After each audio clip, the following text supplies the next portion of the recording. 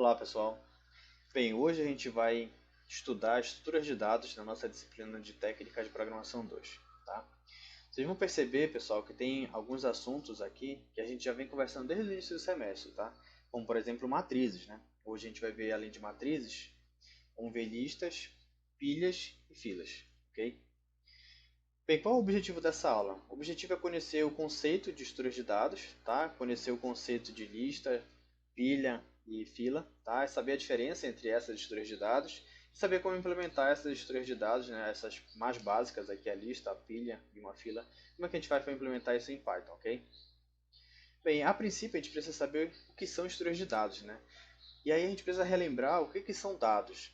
Quando a gente estudou sobre o conceito de dados, nós vimos que um dado ele é um fato isolado, né? Segundo a literatura, é um fato isolado que não tem significado. E aí a gente, para que a gente possa chegar, evoluir esse dado, né, até chegar a ter uma informação, a gente precisa ter um conjunto de dados, né? Esse conjunto de dados tem que estar dentro de um determinado contexto.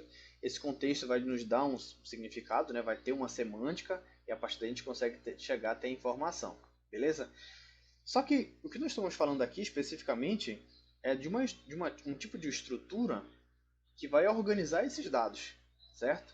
Então, as estruturas de dados elas vão ser mecanismos, meios que vão organizar os dados, computacionalmente falando, né? Vai organizar esses dados, vai organizar a maneira como esses dados vão ser organizados, como a gente vai fazer, dependendo da estratégia que vai ser utilizada, dependendo da estrutura que vai ser utilizada, a gente vai conseguir recuperar esses dados mais rapidamente, tá? Ou dependendo da estrutura também, né? Pode ser que o dado seja recuperado de forma mais lenta, ou seja, vai depender muito da estrutura que vai ser utilizada, beleza? Então, de forma geral, né, uma estrutura de dados ela serve para organizar os dados, né? Aí nós temos aqui um conceito do que seria as estruturas de dados. As estruturas de dados são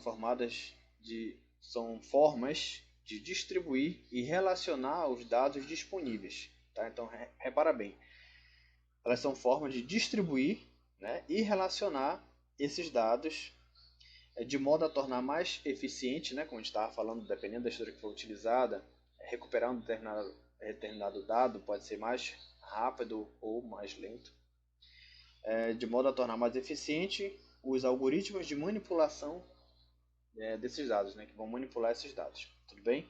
Então, como eu havia dito, né, as estruturas de dados elas vão, de forma geral, né, organizar esses dados para quê? Para que a gente possa recuperar, manipular, melhor dizendo, né, como o autor falou aqui, manipular de forma mais eficiente esses dados. Aí nós temos aqui, pessoal, os vetores e as matrizes, né? Esse assunto a gente já vem conversando há um certo tempo, né, desde o início do nosso semestre. Bem, as matrizes elas são estruturas de dados que são homogêneas, né, ou seja, a gente só pode guardar um tipo de dado nessa estrutura. Isso quer dizer que se eu tiver uma matriz de inteiros, eu só posso guardar valores inteiros lá dentro. Eu não posso guardar valores que sejam, por exemplo, se eu tiver valores inteiros, só posso guardar inteiros. Se eu tiver floats, só posso guardar floats. Se for uma matriz, por exemplo, de objetos cliente, então só posso guardar clientes dentro da minha matriz, ok? O tamanho da matriz é definido no momento de sua instância, né? No momento que ela é criada, a matriz, a gente já tem que definir o tamanho dela, né? Então, se eu tenho uma matriz de tamanho 2 por 2, uma matriz quadrada, ela vai ficar com esse tamanho até o final da execução do programa. Ela não vai crescer dinamicamente, tá? Uma matriz, o tamanho dela sempre é estático. As matrizes elas são compostas por linhas e colunas, né? Então, geralmente as matrizes têm mais de uma dimensão, pelo fato delas terem linhas e terem colunas também. Certo? Como é que a gente faz para recuperar um dado de uma determinada matriz? A gente precisa saber o índice dela, né? O índice daquele valor que a gente está querendo recuperar. Então, através dos índices, a gente consegue recuperar o dado de uma matriz, certo? Os vetores também são um assunto que está dentro desse contexto de matrizes, né? Os vetores também são matrizes, sendo que só possuem uma linha. Então, por isso que geralmente o pessoal tende a diferenciar vetores de matrizes, colocar de forma distinta, mas na prática, um vetor também é uma matriz linha, né? Lá da álgebra, a gente sabe que uma matriz linha ela só tem uma linha, né? E tem várias colunas. Então, o vetor é exatamente isso, né? Ele tem uma única linha e tem várias colunas. E pelo fato de só ter uma linha, então a gente vai considerar, por exemplo, para contabilizar o tamanho do vetor, somente a quantidade de colunas, beleza? Pelo fato de só ter uma linha, né? Então a gente já vai subentender que só tem linha, então a gente contar só as colunas, ok? Então a gente pode dizer que os vetores, né? Eles são unidimensionais, porque eles só vão ter, várias colunas, né? Então, só vai ter colunas, e só vai ter uma linha. E as matrizes têm linhas e colunas. Então as matrizes elas são ditas multidimensionais, tá? Vão ter pelo menos 2 dimensões para frente, ok?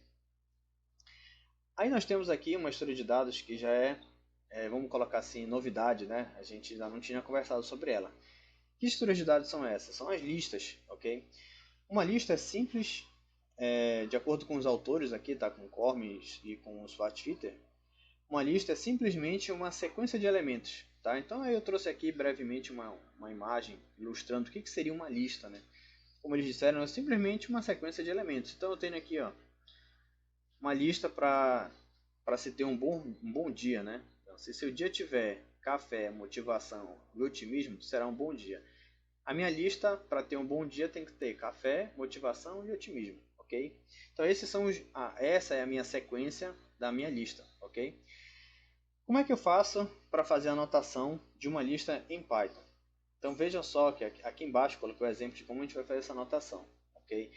Percebam que eu representei aqui com colchetes, tá? Para poder fazer essa representação. Então toda vez que eu colocar colchete, né? E aí eu vou representando aqui, vou colocando os elementos, separando por vírgula eles. Cada carinha desse aqui, ó, vai ser um elemento da minha lista, tá? Então aqui eu tenho o elemento A0, depois eu tenho o elemento A1, o elemento A2, até chegar ao elemento AN, tá? Bem, aí como vocês podem ver, né? Cada elemento A aqui, eu representei aqui os índices, começando do 0 até chegar em N, né? Então aqui onde A e I são elementos da lista, tá? Começando do 0, né? Então o índice 0 aqui, o índice 1, 2, até chegar no elemento N, tá? Então cada posição desse aqui seria um elemento da nossa lista. Tudo bem? Vamos agora falar sobre as operações que a gente pode ter numa lista. Bem, com relação a essas operações básicas da lista, notem que a lista tem uma certa flexibilidade para incluir e remover elementos, tá? Então, basicamente, na lista eu posso incluir ou remover um elemento em qualquer posição. Posso incluir no início, posso incluir no final, posso incluir no meio, tá? Posso remover também do meio, remover do início, remover do final. Então, ela tem uma certa flexibilidade com relação a inserir e remover, ok? Para eu poder encontrar um elemento da minha lista, basta eu indicar o índice daquele elemento, né? Aí eu tenho um exemplo aqui de uma lista, tá? Então, só reforçando a ideia, em Python, né, quando eu uso o colchete, eu estou usando uma lista, tá bom? Então, eu tenho aqui o elemento, eu tenho uma lista de strings, né, aqui do A, B, C, D e E. Aí eu coloquei aqui, ó, a contagem do índice, né, inicia com 0, né, mas a gente já tinha conversado isso anteriormente. Beleza, então aqui está a minha lista L e eu quero saber o que tem dentro do elemento de índice 2. Tá? Quando eu faço a pesquisa por esse elemento do índice 2, ele vai resultar no elemento C. Se a gente for contar aqui, ó, a posição 0, 1 e 2. Tá? Então aí eu sei que na posição 2 da minha lista eu vou ter o elemento C. Tá? Como é que eu faço para alterar um elemento na minha lista? Tá? Eu posso fazer alteração em qualquer posição da lista, beleza? Para isso basta eu indicar a posição de onde ele vai estar. Ok? Então repara só, eu tenho aqui minha lista, eu botei aqui na posição 3, eu quero inserir o valor F. Aí o resultado da minha lista vai ser esse aqui, ó, na posição 3. Aqui era 0, 1, 2, 3. Aqui no lugar do D eu vou trocar para F. Aí fica A, B, C, o F e o E, ok? Então basta eu indicar a posição e aí eu posso atribuir para lá, para aquela posição, o novo valor.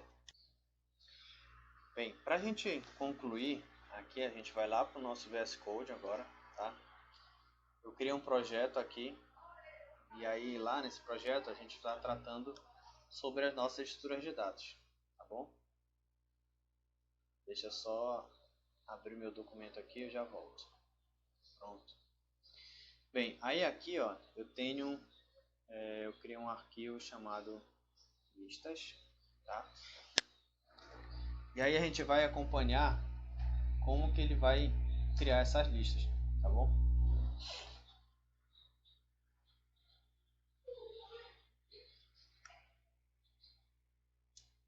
Então, bem, vamos lá.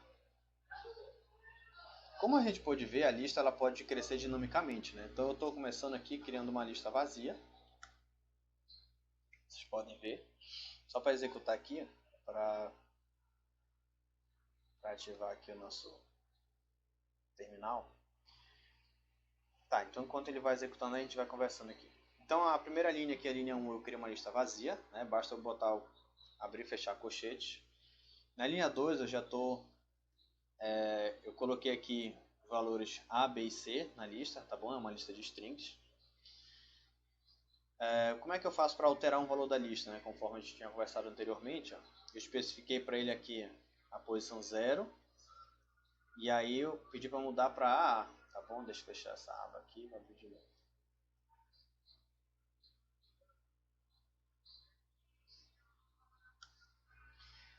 Tá, então aí aqui eu troquei o conteúdo da lista para A, certo? Bem aqui, ó, eu pedi para dar um print, aí é o primeiro print aqui, ó, ele trocou para A, minha lista. Então, vocês podem ver aqui embaixo no terminal. Com essa palavra reservar aqui del, tá, em Python, a gente consegue deletar um objeto da lista. Então eu falei para ele, olha, pega a minha posição 1 e deleta o que está lá dentro. Ele foi lá e removeu o elemento 1. No caso aqui, ó, era o 01, era o B, né? Então ele vai remover o B.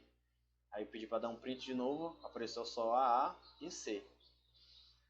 Para eu inserir um objeto na lista, né, como eu já tinha conversado com vocês, a gente pode inserir em qualquer local da lista, do início, no meio ou no final. Essa função append eu posso inserir lá no final, tá bom? Quando eu boto o mouse aqui, ó, ele fala que ele vai fazer um append do objeto no final da lista, tá? Então ele vai pegar a tua lista todinha, vai colocar um elemento novo lá no final, tá? A função append vai inserir lá no final. Aí eu fiz mais um print, eu inseri o x, né? Então ele foi lá, inseriu o x, fiz um print. E aqui, ó, com essa função insert, eu posso especificar em qual posição da lista eu quero fazer o insert, tá? Então eu vou colocar aqui, inserir a palavra pri, e depois eu vou inserir na posição 0 aqui, né? Na linha 16, na linha 18, na posição 2, eu estou pedindo para inserir o valor d. Aí, ó, vamos ver aqui como vai ser essa execução passo a passo. Deixa eu esconder esse cara aqui. Opa.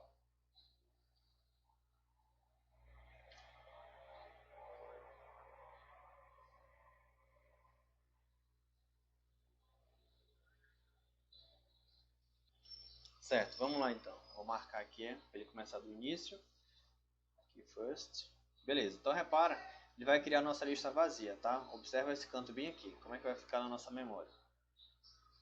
Então, olha, repara que ele criou minha variável lista, eu denominei aqui, tá? E ele está apontando para o vazio, uma lista vazia, né? Eu só abri e fechei colchete, então uma empty list, uma lista vazia.